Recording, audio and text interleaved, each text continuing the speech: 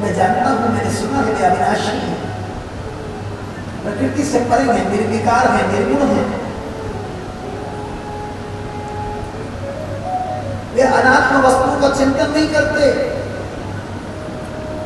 उनके मन में भोग की इच्छा कैसे आएगी, इच्छा कैसे आएगी?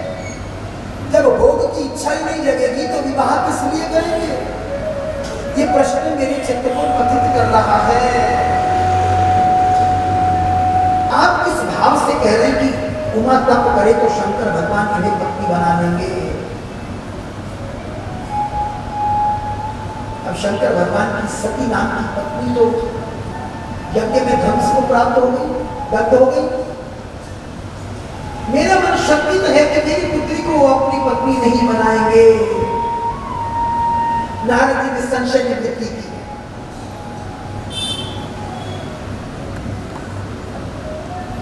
अरे भगवान जी, आप मोह में आसक्त हो गए।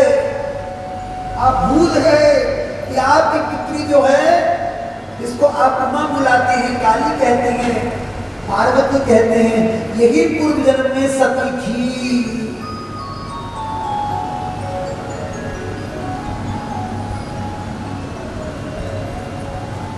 जो अपने पिता के यज्ञ में ध्वंस को प्राप्त हुई थी, आज वो आपकी पत्नी और आपकी प्रार्थना पर देवताओं के कहने से आपकी पुत्री बनकर के जन्मी है, अवतीर्ण हुई है। ये जगदम्बा है, शिवा है, ये सर्वेश्वरी हैं, भुवनेश्वरी हैं, यही हर की पत्नी बनेंगी। इस तरह से जब संदेह का निवारण किया तो दोनों प्रसन्न हो गए। अब यहां पर थोड़ी चर्चा करें। जब जीवन में कठिन परिस्थितियां आ जाने तब सद्गुरु की आवश्यकता होती है।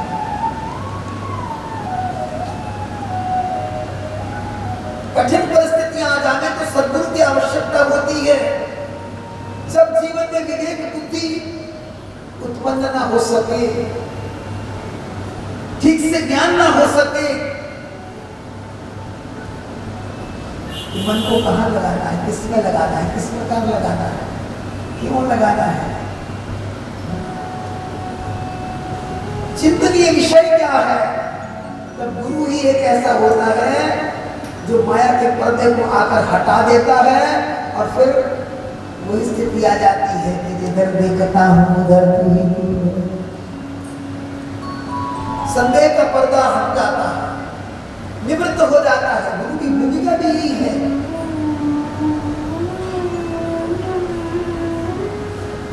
और गुरु के आगमन से जब ज्ञान मिलता है, गुरु के साथ सत्संग करने पर तब सारे संदेह समाप्त हो जाते हैं और जीवन के अंदर प्रसन्नता आ जाती है। ठीक इसी प्रकार संदेह नष्ट हो गए। नारद जी की जो बातें कही थी वो मेरी समझ में कम आई हैं। मैं आपसे एक निवेदन करती हूं कि किसी अच्छे वर्ग को ढूंढ करके मेरी पुत्री का विवाह उसके साथ कर दीजिए।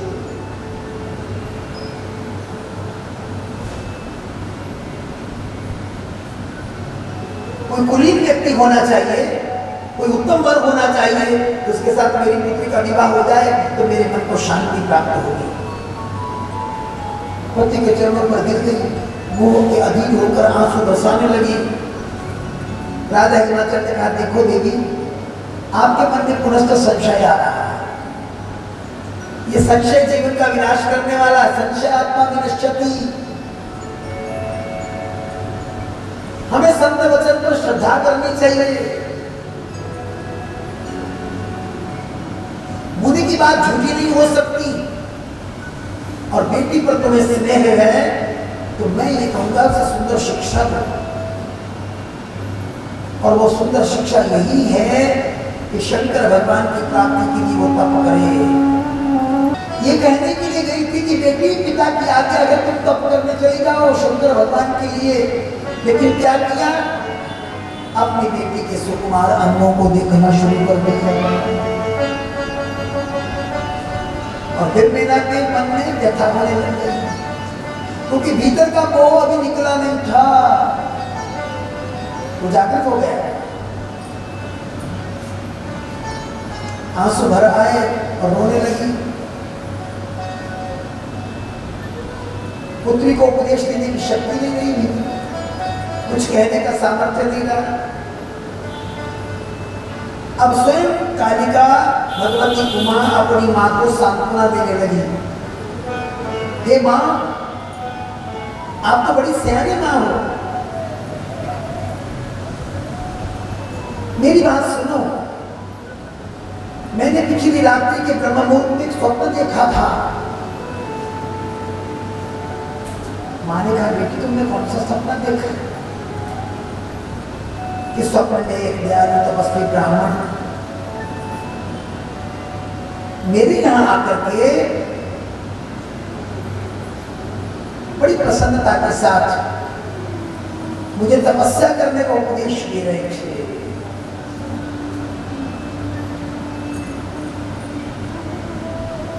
वो मुझे बार बार कह रहे थे कि शंकर के लिए तप करो। ये बात सुनी तो अपने पति को बुलाया मेनका ने, राजा हिमवान को बुलाया कि देखिए हमारी पुत्री क्या कह रही है। राजा हिमवान कहने लगे, यही तो स्वप्न मैंने भी देखा, यही स्वप्न तो मैंने भी देखा। आप सुनिए मीना जी, मैं आदरपूर्वक सुनाता हूं।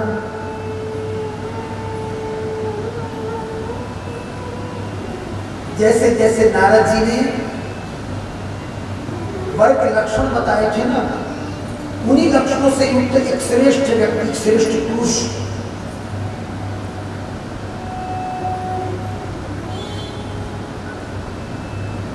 नगर के निकट तपस्या करने के लिए आए।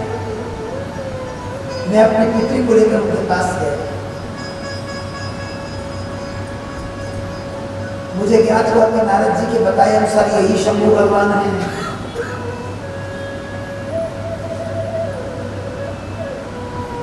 मैंने अपनी पुत्री को उपदेश दिया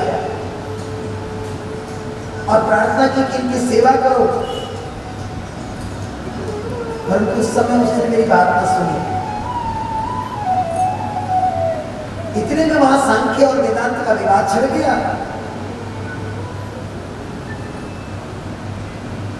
मेरी बेटी वहीं रह गई। मन में सेवा की कामना रख करके सेवा करने लग गई।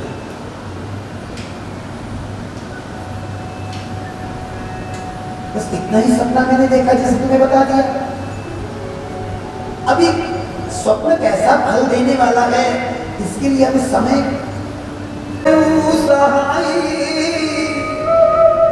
जसबर में परने तुम पाही मिलही उमही दस संशय राही। ये वर तो ऐसा ही मिलेगा, परंतु जो विवाह शंकर सन होई दोषो गुण सम कहु सब कोई। जो अहिसेज शयन हरि करही बुध कुछ दिन कर दोष न धरही।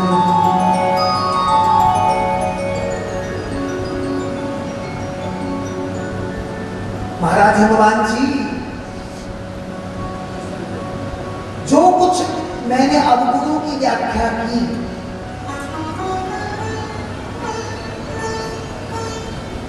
ये सारे के सारे लक्षण चाहे अवगुण का हो या गुण का हो, शंकर भगवान में दिखाई देते हैं। अगर आपकी पुत्री का विवाह शंकर भगवान से हो जाए तो अवगुण गौण हो जाएंगे, आपकी भी महिमा बढ़ेगी और पुत्री का सौभाग्य क्या कहते हैं।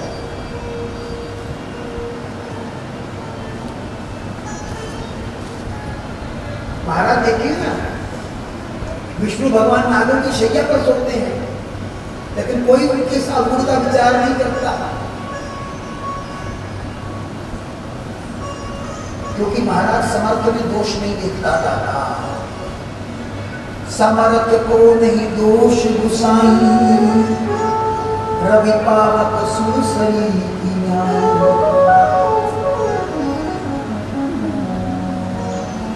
शंकर भगवान तो सहज में परमात्मा है, और आपकी पुत्री यदि तप में लग जाए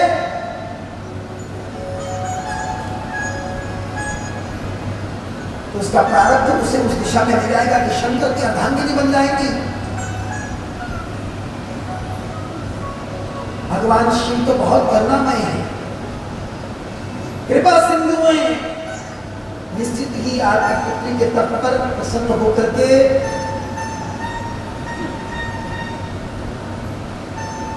उसके पति होने के लिए उत्सुक हो जाएंगे, तत्पर हो जाएंगे, ऐसा नारद जी ने कहा। उधर पार्वती उमा सुनकर के प्रसन्न हो रही है। इस रहस्य को तो वही जानती है ना, इसलिए अंदर ही अंदर प्रसन्न हो रही है कि मुझे जिसकी अभिलाषा है, नारद जी गुरु से लिखे नारद जी आज उसी की चर्चा कर रहे हैं, उसी की बात कर रहे हैं। अब उधर ब्रह्मा जी आगे की कथा सुनाते हैं।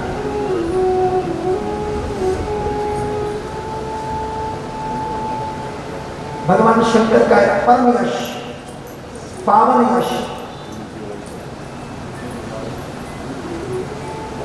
जो भक्ति को बढ़ाने वाला बड़ा ही मंगलमय है।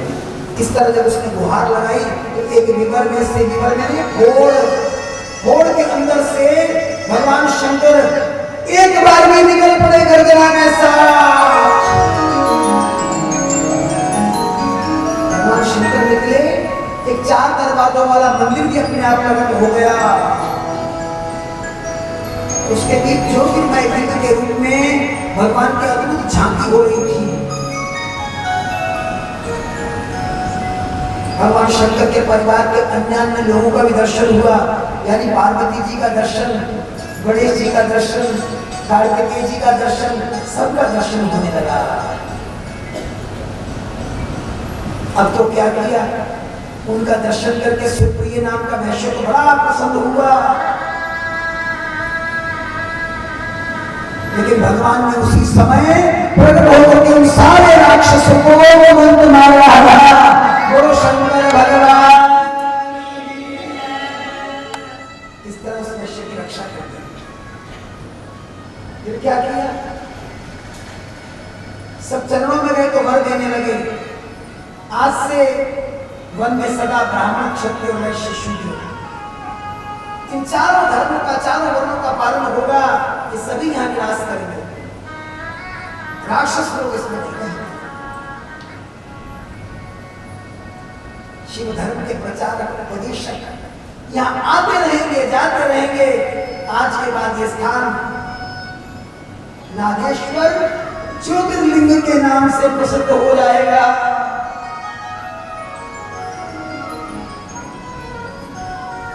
वो तो राक्षसी थी ना दारुका, उसने पार्वती जी को जो गुहार लगाया, पार्वती जी प्रसन्न हुई, कहने बताओ तुम्हारा क्या काम है जो मैं करूं।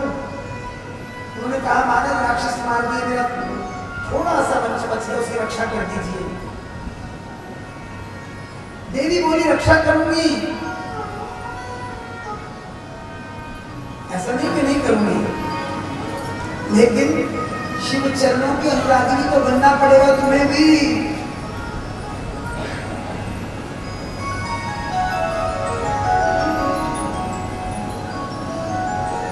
पार्वती ने कहा जहां भक्त रहेंगे भागवती सृष्टि होगी, उसके साथ साथ तामसी भी संसार में रहेगी। दारुका में मेरी शक्ति है, राक्षसों में वरिष्ठ है।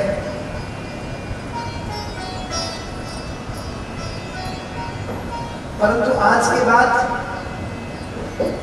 ये अपने बल से शिव के भागवतों को सताया न करेगी। इस प्रकार पार्वती का वरदान हो गया और ज्योतिर्मय स्वरूप में नागेश्वर ज्योतिर्लिंग बनकर भगवान वहां प्रकट हो गए। भक्तों ने जय जय घोष कर दिया, बोलो नागेश्वर महान।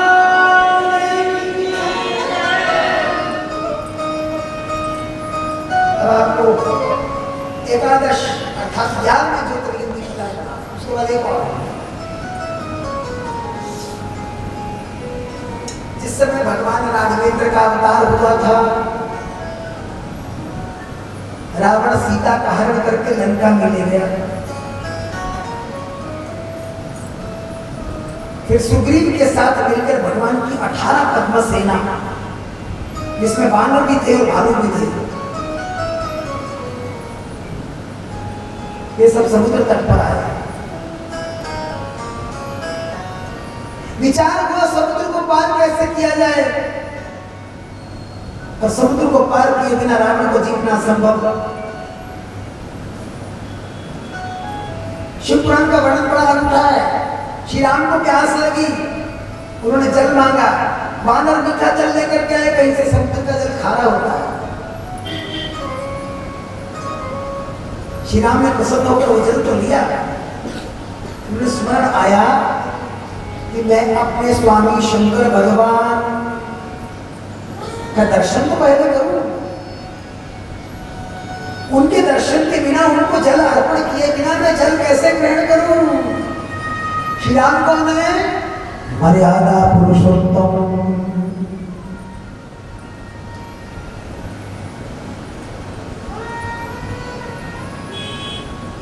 अपने जीवन में अनंत से बात की, मर्यादा से इधर उधर में हुई,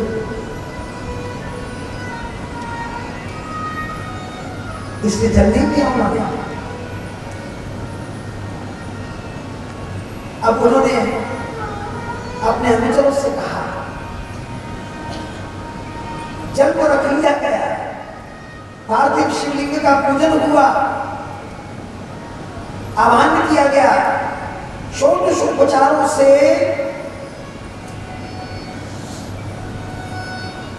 विधिवत पूजा करके भगवान शिव की आराधना की गई, अर्चना की गई, उनका स्तवन गाया गया, उन्हें प्रणाम निवेदित किया गया। भगवान शंकर संतुष्ट हो गए श्री राम की पूजा से। अच्छा ये बताओ, श्री राम कौन है? थोड़ा ऊंचा बोल दिया, थोड़ा घबरा, स्कूल थोड़ी है, साहब को घबरा। हाँ, श्री राम है हरि, और शंकर क्या है? हर। हरि और हर, देखो कितना सुंदर संगम होता जा रहा है। विदेश्वर संहिता में आपने सुना था ना, शंकर भगवान कहते जो मेरा भक्त होकर के हरि की निंदा करेगा वो मुझे प्रिय नहीं रहेगा। और आज हरि स्वयं शिव भगवान की पूजा कर रहे हैं।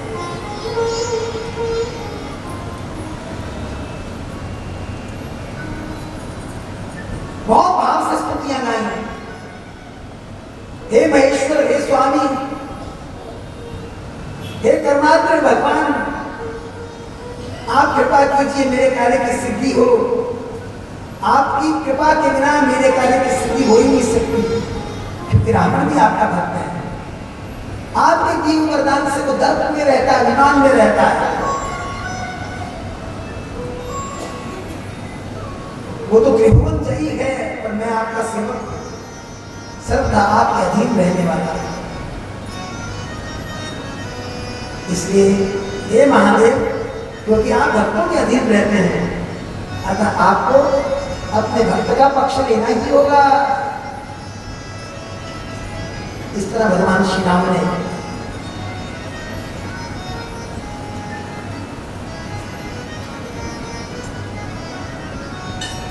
बार बार शंकर भगवान का स्तवन करते करते उनसे अपने हृदय की प्रार्थना की।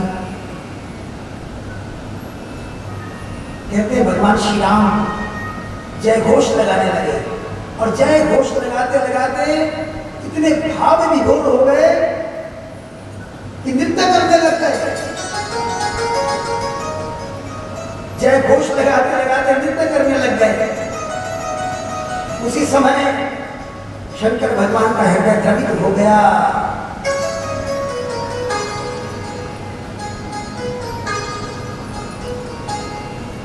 वामांग भूता पार्वती को लेकर के भगवान श्री राम के द्वारा बनाए हुए पार्थिव शिवलिंग में शंकर भगवान उसी समय प्रकट हो गए।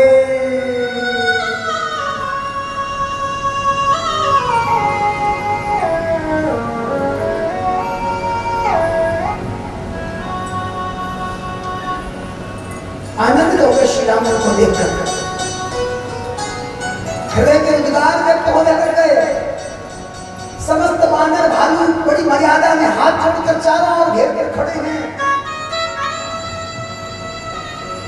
हरि और हरि का समागम हो गया, दोनों का संगम हो गया।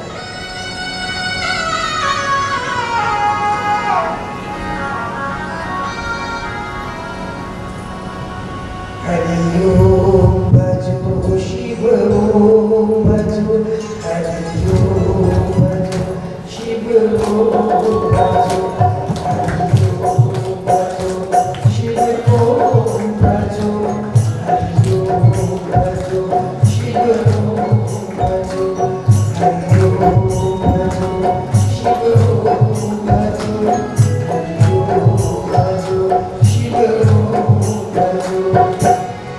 अंतर मन के अब गुण, अंतर मन के अब गुण, सब पल पल जप शिव को भजो, हरि ओम भजो शिव को भजो, हरि ओम जपो शिव ओम भजो, हरि ओम भजो, हरि ओम भजो शिव ओम भजो, शिव ओम भजो।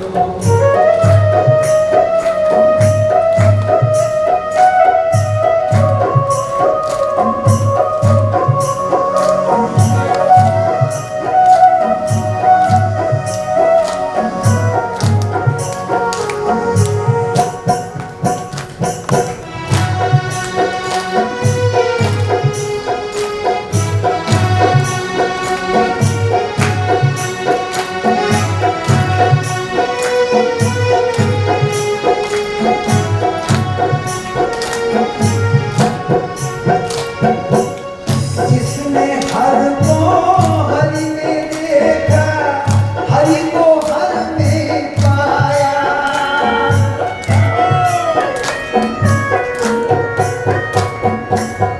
जिसने हर को हरि में देखा, हरि को हर में पाया, उसने बदली पावन अपनी दुर्लभ मानव काया।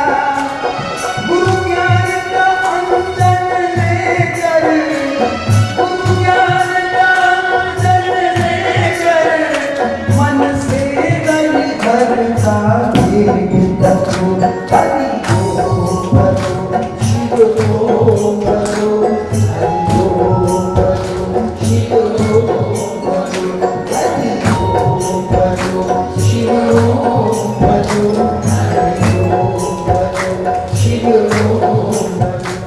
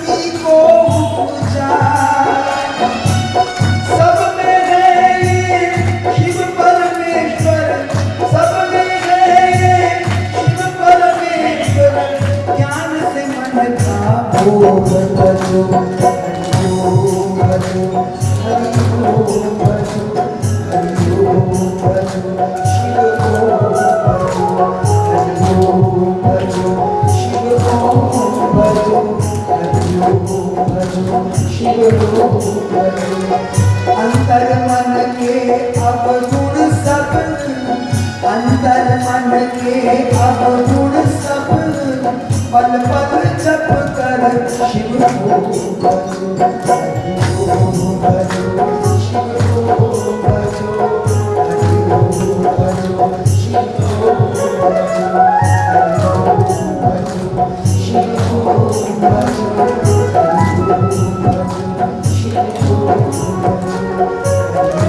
भजो शिव ओम भजो हरि ओम भजो शिव ओम लेकिन आप तो दूसरा भाव लेके चल रही, परंतु पार्वती नहीं मानी, पति को प्रणाम किया, प्रदक्षिणा की और प्रदक्षिणा करने के बाद चली गई अपना कालापन दूर करने के लिए।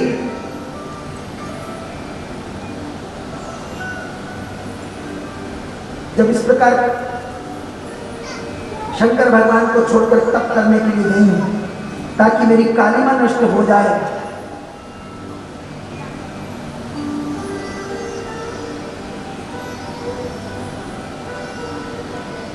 उस समय भगवती ने क्या किया, हिमालय पर्वत पर जाकर तप करना प्रारंभ कर दिया।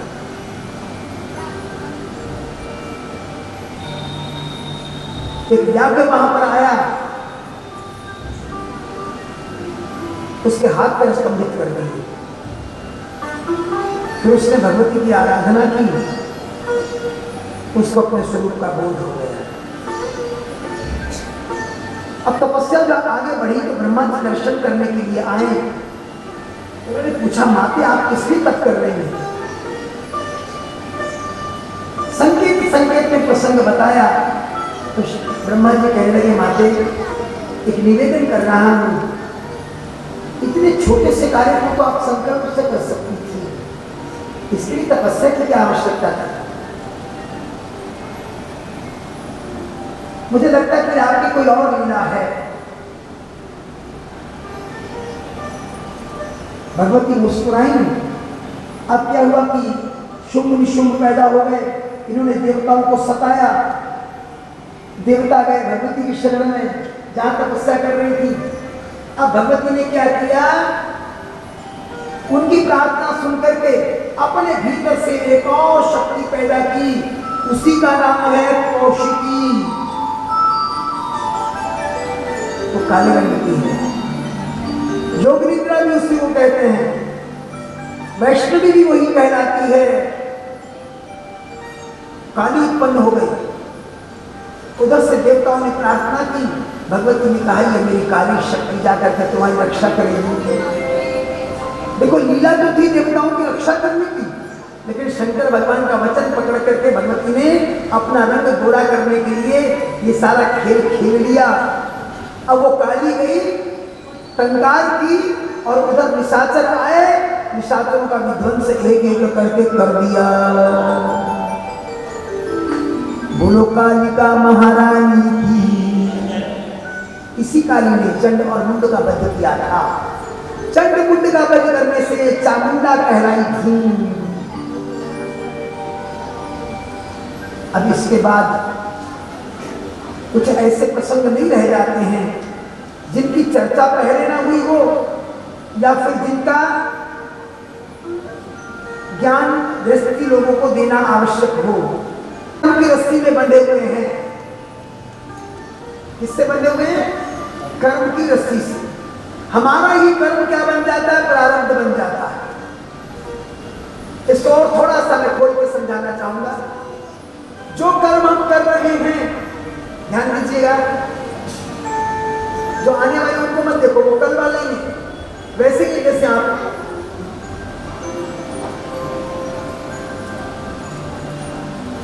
जो हम कर्म कर रहे हैं, इनका नाम है क्रियमाण कर्म।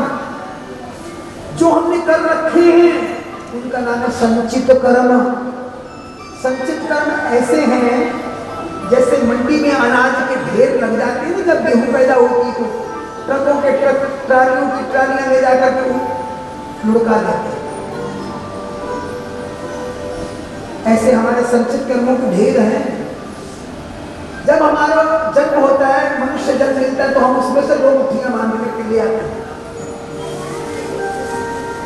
उनमें कुछ दुख के होते हैं, कुछ सुख के होते हैं, कुछ पुण्य कर्म होते हैं, कुछ पाप कर्म होते हैं। उसके अनुसार हमारा प्रारब्ध बन जाता है। जो लेके आए हैं वही प्रारब्ध है। समझ में आ गया? तो हम किससे बंधे हुए हैं? कर्म पाश से बंधे हुए हैं। पाश में रस्सी। ये कर्म कौन कराता है हमसे? ये कराती प्रकृति।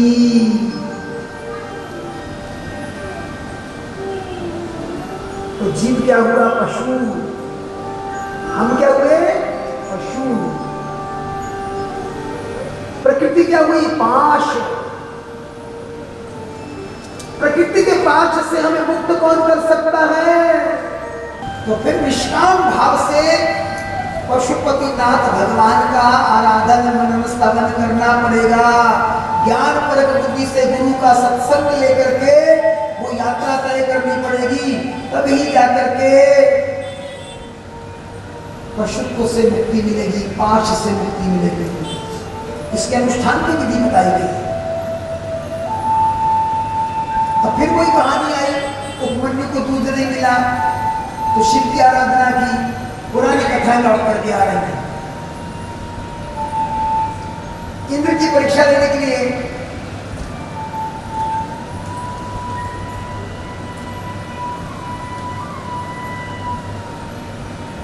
उपमन्यु की परीक्षा लेने के लिए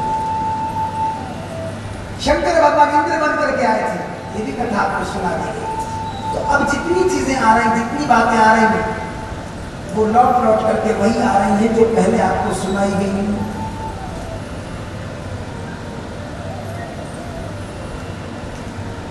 इसलिए शिव जी कहते हैं कि महाराज हमें अब उपसंहार सुनाइए कि वास्तव में हमारे लिए करणीय क्या है, हम किस प्रकार का आचरण करें। आपके मुख से जो कथा हमने सुनी, रोमहर्षण सूत जी कहने लगे,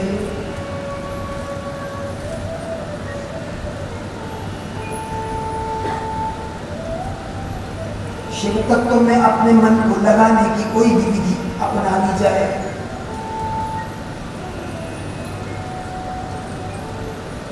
संसार में इंद्रियों से जो कुछ भी प्रतीत हो रहा है ना, ये सब ब्रह्मा का स्वरूप है, भगवती का स्वरूप है।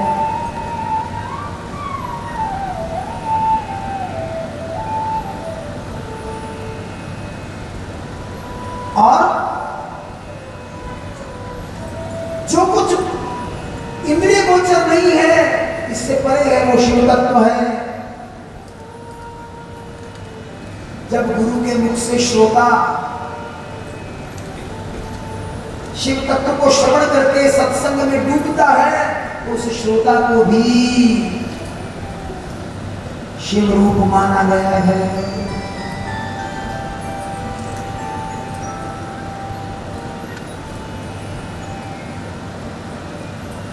जिस समय आपका मन संसार से उपराम होकर केवल एक तत्व में स्थापित होता है, जहां दिन नहीं, रात नहीं, सूर्य नहीं, चंद्रमा नहीं, बिजली का प्रकाश नहीं, अंधकार नहीं, गीला नहीं, सूखा नहीं, शीत नहीं, घाम नहीं, संसार में जो कुछ अनुभव किया वो कुछ भी नहीं। वो परम तत्व का स्वरूप है।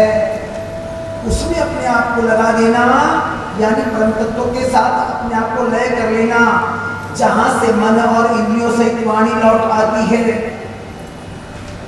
परमेश्वर की वही विभूति परम धाम है, उसी को परम घर भी कहते हैं, और वही हमको सबको जाना है।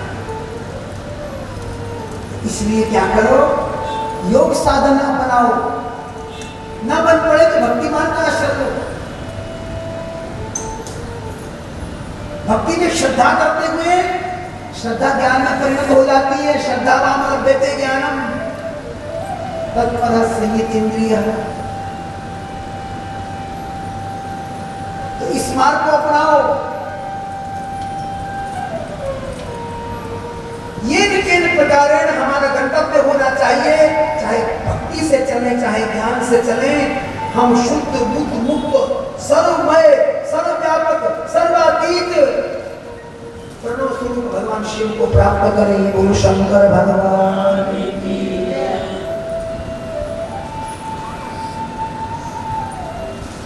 परमेश्वर की जो विविध शक्तियां हैं, इसका वर्णन हमने लेखन में किया था। यमी के 5 मुख और 5 दिशाओं में है, किस प्रकार से किन किन शक्तियों को अभिव्यक्त करते हैं, इसकी चर्चा की अब आवश्यकता नहीं है। अंत में कह रहे हैं सूर्य जी कि श्रद्धा भक्ति की आवश्यकता सबसे अधिक है। जिनकी श्रद्धा भक्ति नहीं होते वो शिव धर्म के अधिकारी नहीं बन सकते। इसलिए सबसे पहले श्रद्धा उत्पन्न करो। गुरु वाक्यों में, आर्ष वाक्यों में, ऋषि वाक्यों में, वेद भगवान में, इन सब ग्रंथों में कभी भी धर्म की वाणी को सुनकर तर्क मत दो। जहां तुम्हें नहीं समझ में आती तुम अपना तर्क देते हो, इसका मतलब ये नहीं ये ग्रंथ झूठे हैं। उसका तात्पर्य ये लेना चाहिए कि तुम्हारी बुद्धि वहां तक नहीं पहुंच पा रही। तो मैंने ये बात कही थी ना निवेदन में, एक संत बहस करने लगे मुझसे। उन दिनों गणेश महाराज ने दूध पिया, ये प्रसंग चल रहा है, से आकर उस रात में 3:30-4 बजे के आसपास लुधियाना में उतरा, मुझे लेने के लिए कोई आया था। उन्होंने भी बताया, ट्रेन में नहीं पता, उन दिनों में ये फोन भी होते थे आजकल जैसे। पता चला कि जी दूध पी रहे इत्यादि इत्यादि। अच्छी बात, बहुत सुंदर। सुबह मंदिरों में तांता लगा था। जब 2 वर्षों के बाद चर्चा हुई, संत कहने के सब पाखंड है, ऐसे गणेश जी दूध पी सकते हैं। तो मैंने उनसे कहा भोग अर्पण करते वो नहीं खा सकते, इसका मतलब आपका भरोसा नहीं कि भगवान भोग ग्रहण कर लेंगे। इसका मतलब ये है कि हमको सीधा पता है कि हमने 4 रोटी बनानी, भगवान तो खाएंगे नहीं, वो हमारे पेट में जाएंगे। अगर भरोसा नहीं है तो भगवान खाएंगे भी नहीं। वो क्यों खाएंगे? भगवान तो उसी के खाएंगे जिनको भरोसा होगा। इतने सस्ते तो भगवान भी नहीं कि तुम भरोसा ना करो। वो मुझे दृश्य याद आ रहा है। संत मुझसे चर्चा कर रहे थे, गुरु महाराज हंस रहे थे। मेरे मुख से निकल गया, महाराज जी क्षमा कर देना। जहां सारे तर्क समाप्त हो जाते हैं, जहां बुद्धि हाथ खड़े कर देती है, वहां से सनातन धर्म शुरू होता है। महाराज जी मुस्कुराए थे।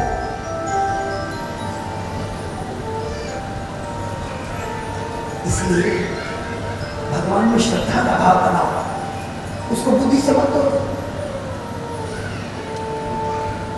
राम अतर्क बुद्धि मन वाणी, रामचरित मानस कहते हैं, तर्क में आने वाली बात नहीं। इसलिए शिव तत्व को अतर्क मानो। अगर शिव के होना है तो निष्कामी बन जाओ, भावुक बन जाओ। मैंने एक दिन कहा था ना, बुद्धि को सती कर दो, सती। परमात्मा के प्रेम की अग्नि में बुद्धि को सती हो जाना चाहिए। फिर ये भी कहना चाहिए ये कैसे हो सकता है, ये कैसे हो सकता है, ये बुद्धि कह रही है।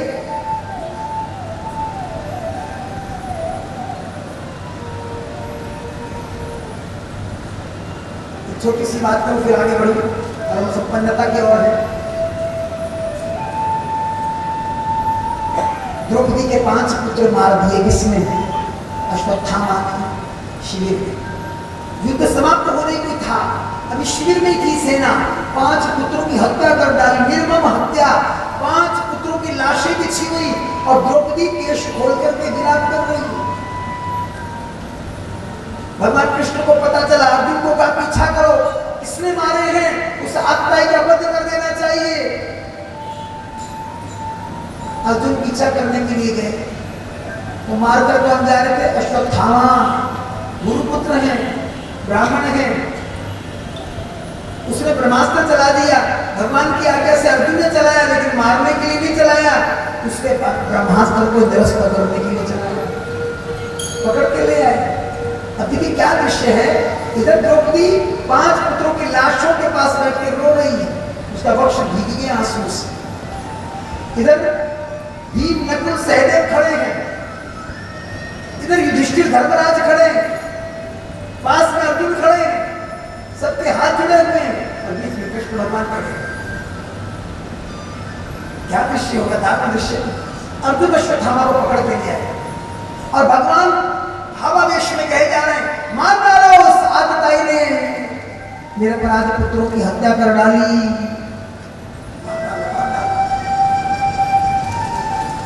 उधर द्रौपदी चित्कार करती हुई भागी।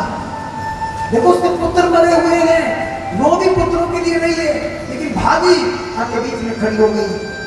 अश्वत्थामा को अपने पीछे छुपा लिया।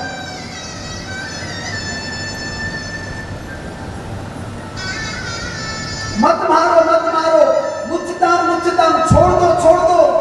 ये ब्राह्मण मित्राम, ये ब्राह्मण है, जगत के गुरु हैं, गुरुपुत्र हैं, जिसके 5 बेटे मर गए, वो कह रही छोड़ दो छोड़ दो। ये कौन दे सकता है? भगवान की भक्ति दे सकती है, ये त्याग और कोई नहीं दे सकता है। तो भीम कह रहे हैं कि मुझे एक बार मौका दो, गदा से इसका प्राणांत कर दूं। भगवान ने उसी समय चतुर्भुज रूप बनाया। वैसे तो भगवान कृष्ण अवतार में द्विभुज हैं, कभी कभी मौकों पर, खास अवसरों पर चतुर्भुज बन जाते हैं।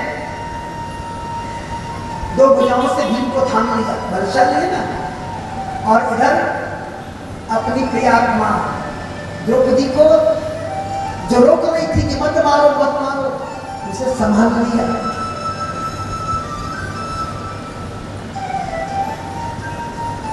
अर्जुन से कहने लगे, अर्जुन वही करो जिससे भीम का लक्ष्य पूरा हो जाए,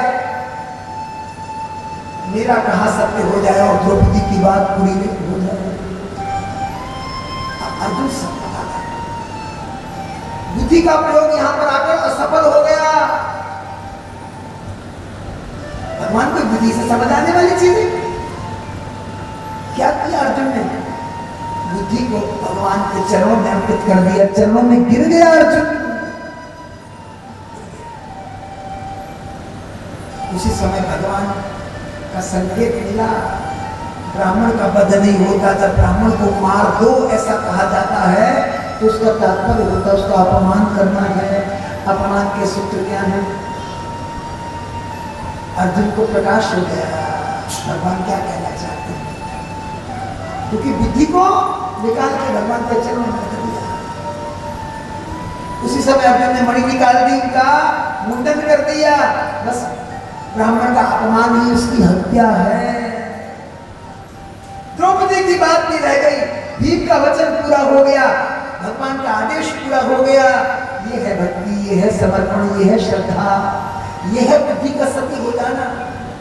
We are a multicultural network community. We groom competent global citizens to effect positive change around them.